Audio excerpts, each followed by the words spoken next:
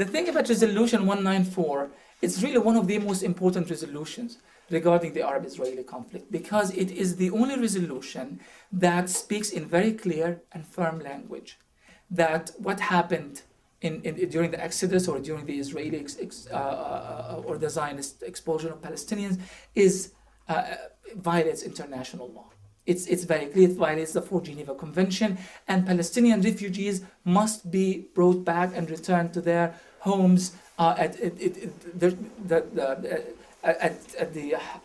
to think of the exact term, at the most practicable date. So it's an urgent issue and it has to be dealt with immediately.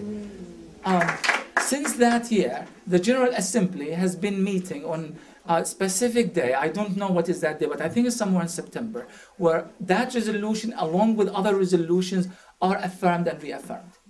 And in fact, when the International Court of Justice passed its advisory opinion on the Israeli apartheid wall, they reaffirmed the right of Palestinian refugees to return home.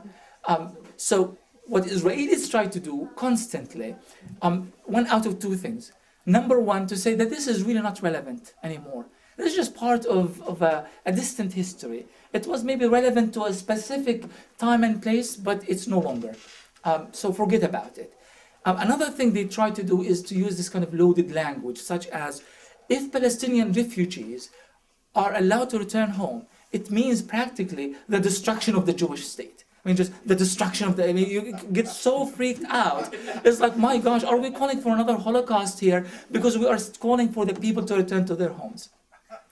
And it is that kind of loaded language, and it turns people off. It really scares people.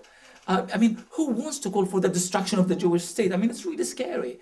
So it is so very important that we take it back to it's international law. It's validated by numerous UN resolutions throughout the years. And it is something that even the United States is in agreement with. So we are part of that, and we are not expecting any more or any less. Nobody is calling for the destruction of anybody else. We just want to see international law being implemented.